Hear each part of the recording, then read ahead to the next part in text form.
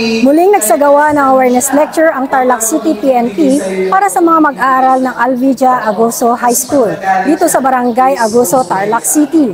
Nagsagawa ng awareness lecture ang mga tauhan ng Tarlac City Police Station sa mga mag-aaral sa Alvidia Agoso High School na ginanap sa Barangay Agoso, Tarlac City. Ang naturang aktibidad ay pinangunahan ni Police Lieutenant Leslie B. Emata, Provincial Community Affairs Division Officer, sa ilalim ng pangangasiwa ni Police Lieutenant Colonel Shancy Logronio, Chief of Police ng nasabing istasyon. Nagbahagi ng kaalaman ng Tarlac City PNP patungkol sa anti-online sexual abuse or exploitation of children kaugnay sa pagdiriwang ng ika-30th National Crime Prevention Week na may temang kabataan tara na sa crime prevention kaisa ka, upang maging mulat sila sa mga panganib at maging responsable sa pag-uulat ng anumang uri ng online abuse na maaaring maranasan o masaksihan nila. Layunin ng nasabing aktibidad na itaguyod ang kamalayan at pagkakaisa upang maiwasan at sa abot na makakaya tuluyang matigil ang mga kriminal na gawain. Ito ay patunay ng dedikasyon ng mga kapulisan sa kanilang sinumpang tungkulin upang mapanatili ang kaayusan at kaligtasan ng komunidad dahil sa bagong Pilipinas, ang gusto ng pulis, ligtas ka.